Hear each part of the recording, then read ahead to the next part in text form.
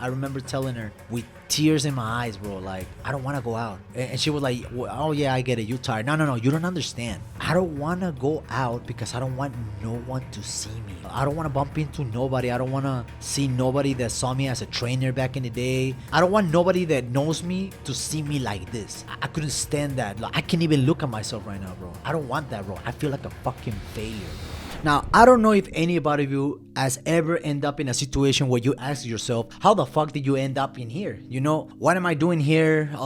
This was not my plan or whatever, right? But in my situation, just think about it. Just think about it. Everybody had that job, or everybody was in that period of their lives where they were questioning themselves. What did I do wrong? Where did I turn wrong in life? How did I end up like this? Well, for me, to give you a little bit of context, it was not even my first blue collar job, because my first blue collar job, for those who don't know me, was with my dad. You know, since I was 15 years old, he took me to his construction company because he was a PM. That was my first job, period. You know, he was trying to scare me straight because I was never good at school. I got ADHD, you know, so I could never sit in one spot and just like put attention to something like for 8 hours. But that's another story, right? So that was my first blue collar job, but that was not the one that made me rethink all my life choices.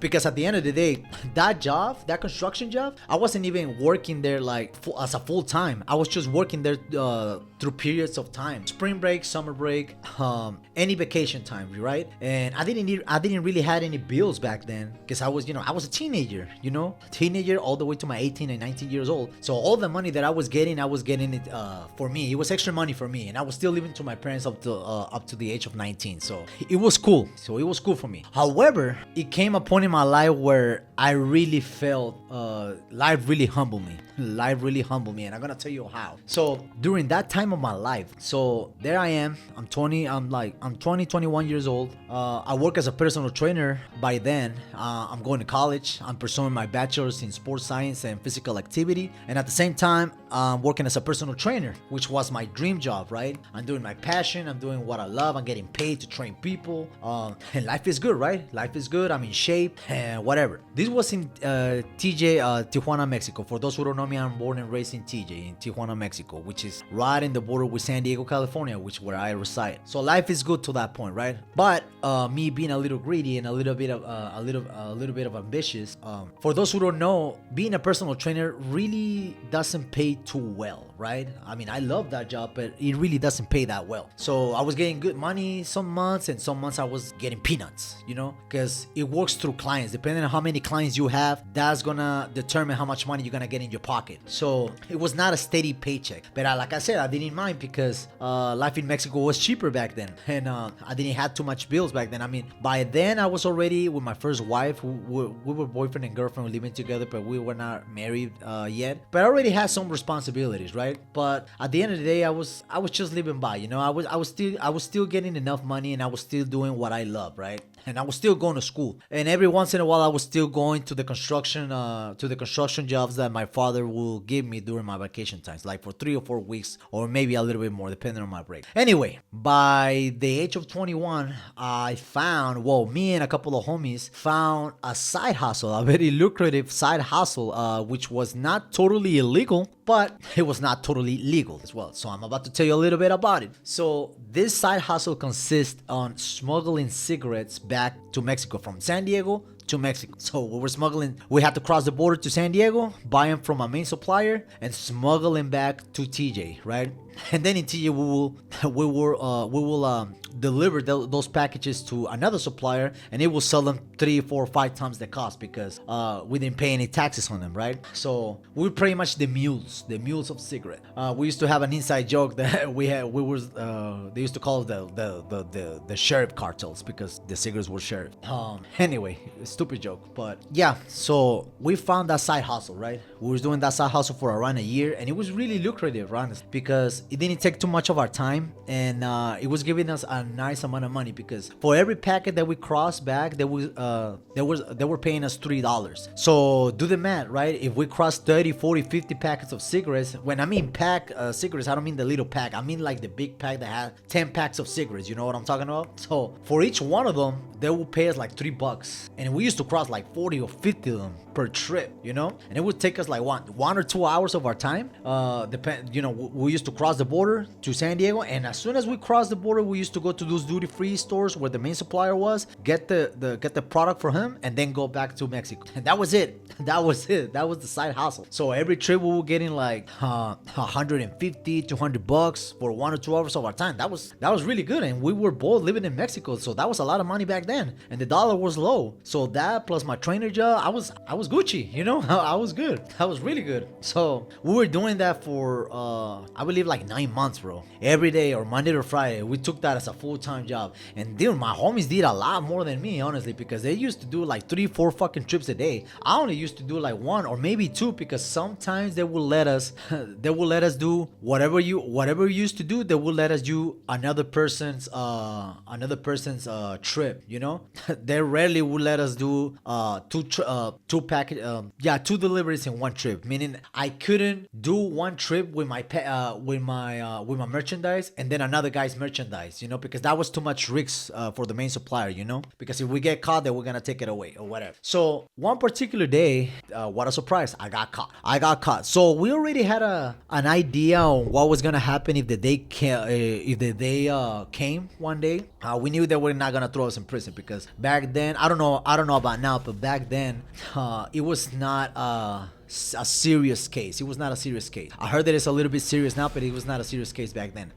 From my understanding, they will take away your car until you pay whatever fine they will give you. That was it. Little did I know that them motherfuckers, bro, they were not playing, because when I got caught, I remember the day that I got caught, I was making 2 deliveries in one trip. I got greedy. What can I say? I got greedy. I wanted to earn a little bit more that day. I don't even remember why, but I wanted more money. Sue me, right? So that day, I tried to cross back to Mexico, and boom, red light. They sent me to secondary, and I was like, fuck, I got caught.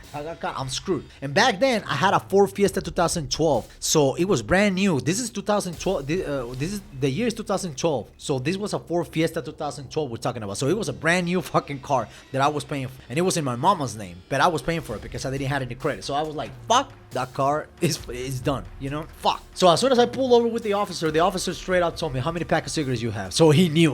So he knew what's up. So I was kind of in shock. So I was like denying everything, like, no, nothing, bro. And he was like, oh, really, nothing? Okay, cool. So he made the whole protocol, you know, pop the trunk, pop the seats, look the whole fucking thing and shit. So eventually they found the stash. It was not hard to find, you know. It was 90 fucking packs of cigarettes. So they took away everything. I mean, they took everything out. They cuffed me. They put me in whatever.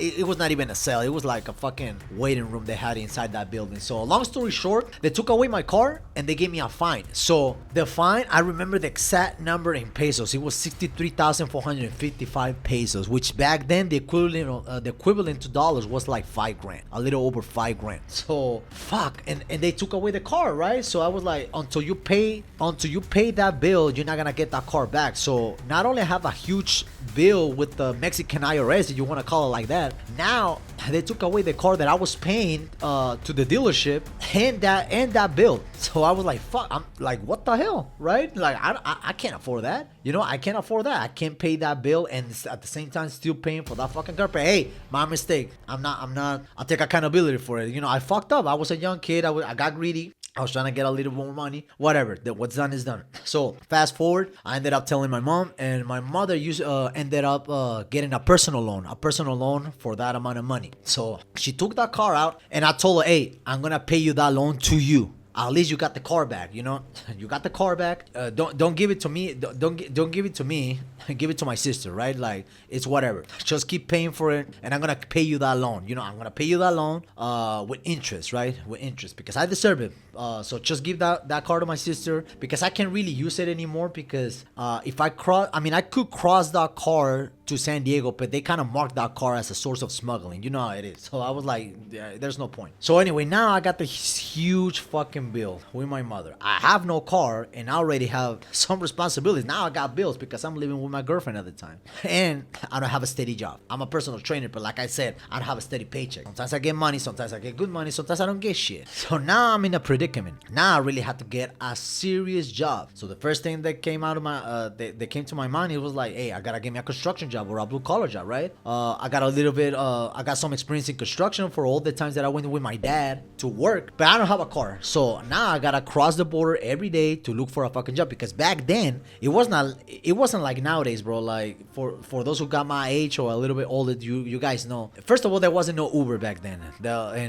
You still had to go and knock on doors and show up your face to whatever yard you were trying to apply, and then see if they will give you any type of work. So that was me. But I had a really hard time because at that point I didn't exist in the United States. You know what I'm saying? I was a 21-year-old kid, 22 at that time actually. I was a 22-year-old kid with no fucking experience in the system, because mind you, when I used to work with my dad, I was under the table because I was underage. He used to pay me cash. So even though I told him that I had experience in here, I couldn't really prove it. You know what I'm saying? So in their eyes, they were like, well, you got no experience. Not only you don't got experience, you don't exist. Like, you really don't exist. And you don't have a driver's license, because mind you, I don't have an ID. I don't have a fucking social security card. I mean, I was a citizen, but I didn't have my paperwork, right? So in their eyes, I'm the closest thing to a legal immigrant, honestly. So it was really hard for me to find a job for a couple of months, I gotta say. So I got really frustrated. I couldn't really even apply to a fucking McDonald's. So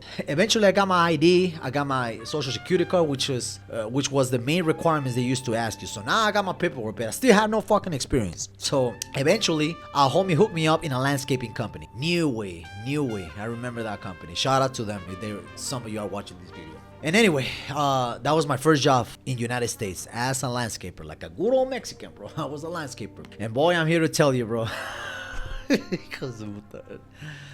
Little did I know what I was getting into. Like, mind you, again, I had some experience in hard labor, but bro, so I remember it was Monday to Friday, 8 hours. We wasn't even doing overtime. It was Monday to Friday, 6 to 3 p.m. right? So first of all, the experience, I mean, shit, how do I start? I got the job, right? So now, mind you, I'm still living in TJ. I'm still living in TJ. Now I gotta cross the border every day. For those who don't know, those who live in Mexico and cross the border every day and work in San Diego, they have to cross the border every day. So they gotta get up even earlier than the average blue collar man. They gotta get up at 2 or 3 a.m., sometimes even early, to be at the border and cross the border on time and show up to their work. That was me for the first year on that landscaping job. And I'm telling you, bro, I used to wake up at 2 a.m., 2:30 the latest, and I had to be outside of my house no later than 3 a.m. and be at the border no later than 3:30 a.m. Anything later than that, the border would just get bigger, and the borderline we just get bigger and bigger and bigger. You know what I'm saying? So once I crossed the border,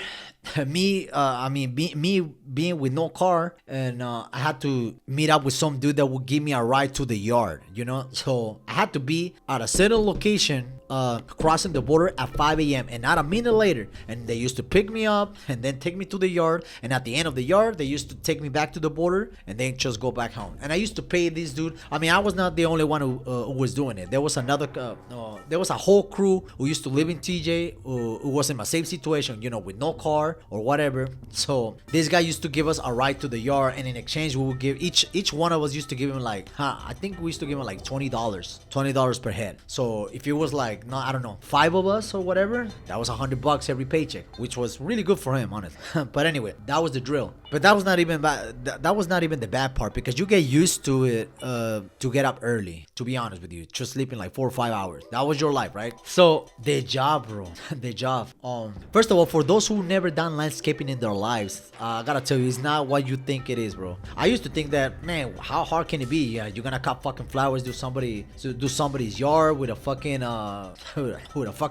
lawnmower or whatever, watering down the plants or whatever. Nah, bro. Listen, every day, the amount of walking you do in those jobs, I haven't been in a single fucking job where you have to do more steps than that job. I'm talking about like 20, probably 30,000 steps in 8 hours. I'm not even kidding. I wish I was exaggerating, bro. The amount of walking you have to do in that fucking job, it's amazing, bro. Amazing. I remember my first week. Whew. Now, mind you, you had to show up at the yard at 6 a.m. and by 6:30 a.m. you had to be in the truck with your crew and go to whatever location you are assigned to in the city, right?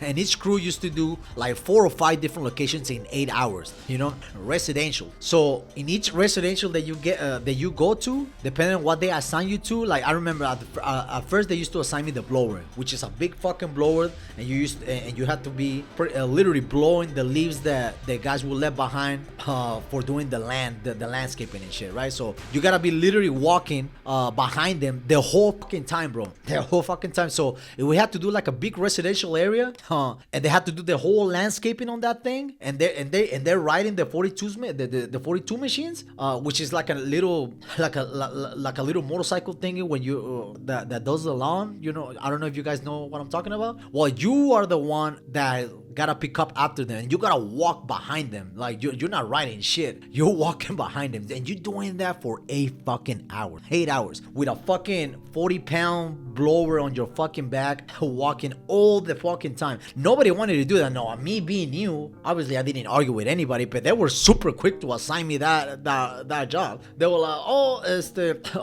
let's say you're gonna use the 42, you have the 42, you're gonna use the weeder, you're gonna use the trimmer, and you're gonna use the blower. Like obviously the new guy, I didn't mind. I really didn't mind. But boy, I'm telling you, homie, I was doing that for the first couple of months. And bro, the amount of walking, I remember, bro, I'm never gonna forget this. I bought at Walmart a pair of boots that were like $60. They're not the best boots out there, but they're really decent, bro. They're really decent for those type of jobs. And I'm telling you, in 1 month, they were trash, bro, trash. The amount of walking was fucking obscene, bro. Obscene.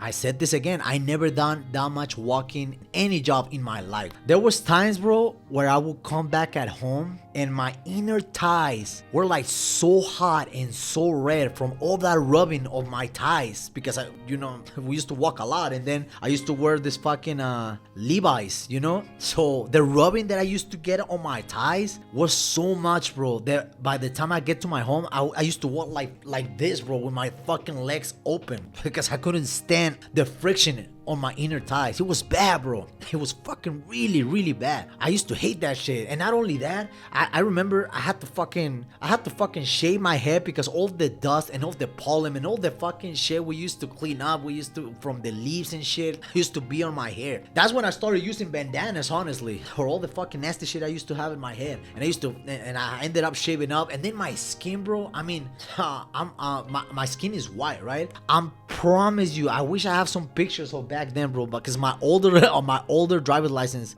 was from back then. I just renewed it, actually. I was like 5 shades darker, bro. 5 shades darker. The sun was burning, bro. I got burned from the sun so fucking bad that I'm pretty sure that I sparked my psoriasis till this day. So it was bad, bro. And that fucking rubbing the feet or whatever. So and then back then the minimum wage was $8.50 in California, and I was making $9 an hour, bro. $9 an hour. And I remember my first fucking paycheck, bro. I remember opening that shit, and I'm never gonna forget this. It was $633.60 after taxes. And I remember seeing that and converting to pesos, and it was decent money, for a guy living in Mexico, right? But I'm telling you, bro, for the amount of work that I was doing, I was like, is this gonna be my life? Is this gonna be my life for the rest of my fucking life, bro? This is what I'm gonna be doing? What am I aspiring in this job? I mean, I knew it was gonna be temporary, but you really can't help you really can't help to think that, well, what would my life look like if I stayed in this company, because you're trying to adapt to whatever environment you have, right? So I used to look around, and everybody like, yeah, I mean, you see guys who've been there like for 3 years, 6 years, 10 years, 15 years. There was an old guy who was there for 28 fucking years, bro. 70 years old this dude was. And I was like, hell no. Imagine doing this shit for that amount of time. I'll be dead. Nah, that was not gonna be me. And I respect all of you, all of those guys who probably still over there. That was not gonna be me, bro. If I was gonna be a blue collar for the rest of my life, it was not gonna be the place I was gonna stay in. I remember seeing that check, and like I said, $633, and I was like, bro, this is not, bro. And then mind you, I still got that bill from my mom. Remember, I used to pay like $200, like $200 every check until I paid those $5,000. I think it took me a year. The whole year I was there, I was paying to my mom plus the bills on my house. house and without a car. There I was, bro. Imagine no car, not being a trainer anymore, all beat up, all fucking burned from the sun, and you cannot, bro. I'm telling you, there was one time, after that first check. Actually, I remember I cashed that check. I went home and it was a Friday, and I remember, bro, just sitting there. I had my dinner and everything, and I took a shower, and I was so exhausted, bro. I went to sleep, and I was like laying like this, bro, like looking at the fucking ceiling with the fucking fan all like right next to me because I was hot. Have you ever been burned so bad by the sun that by the time night comes in, you still feeling hot? You're still feeling hot, even though it's like kind of colder already. You're still feeling hot. That's how I was feeling. I had the fucking fan right here, and my girlfriend was on the other side of the bed, right? So I was like laying like this, bro, like thinking everything that I'm telling you guys right now. I was going over it in my head. And you know what I was thinking? I was like, what kind of fucking wrong turn I did in my life to end up like this? That's what I was thinking. And as soon as I said that, my lady told me, hey, because she saw me, she saw me that I was not right. And I remember she telling me that, hey, you want to go out tomorrow? Maybe you want to go see a movie or whatever, go grab a bite to eat or whatever. And you know what I said to her? I remember telling her with tears in my eyes, bro, like, I don't want to go out. And she was like, oh yeah, I get it, you're tired. No, you don't understand. I don't want to go out because I don't want no one to see me. I don't want to bump into nobody. I don't want to see nobody that saw me as a trainer back in the day. I don't want nobody that knows me to see me like this. I don't want that, bro. I couldn't stand that. Like, I can't even look at myself right now, bro. I don't want that, bro. I feel like a fucking failure, bro.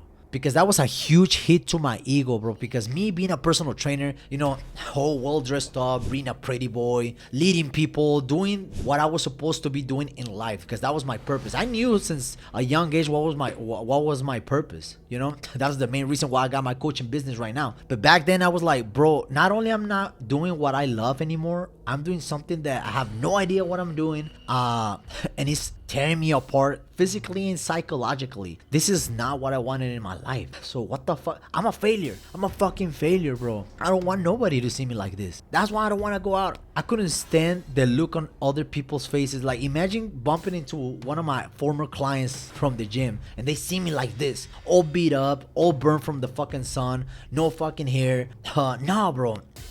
Nah. I feel like a failure. I'm not gonna lie to you, bro. I'm just being honest with you. I just feel like a fucking failure. And I'm not even making that much money, $9 an hour. And I don't even feel productive. At least when I was doing construction, I knew that was a means to an end. I knew that even though I was probably not that good at it, I was still learning a new skill. And I was like, yeah, cool. But I'm doing my purpose. I got my training job or whatever. And I'm going to school. By then, not only I was not going to school anymore, I was not working as a trainer. And I felt like a fucking failure, bro. I felt like a fucking failure. I was like, is this gonna be the rest of my life? Making $633 after taxes every 2 weeks? Just enough to pay the bills and probably buy a fucking 6-pack of beer? For real? Like, nah, bro. I remember thinking, I got two choices. I either get out, I have to get out of here, get something better, like immediately, or I don't know what am I gonna do. Back then, at that point in my life, I really had no idea what I was gonna do with my life, though.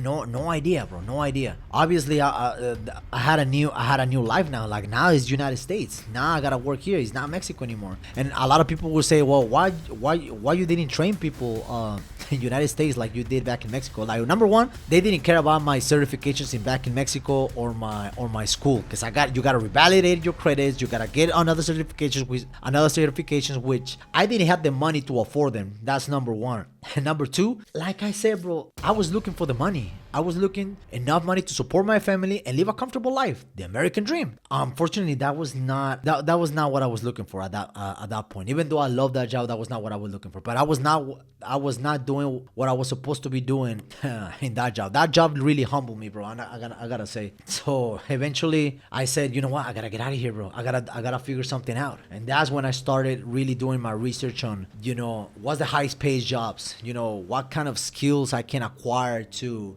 make more money, having a better job. And it really humbled me, bro. It really humbled me because now, first of all, I had to have the humbleness to say, you know what? Obviously, I'm not untouchable. Obviously, I'm not entitled to anything, right? I gotta do it. Nobody's gonna give it to me. I gotta go after it.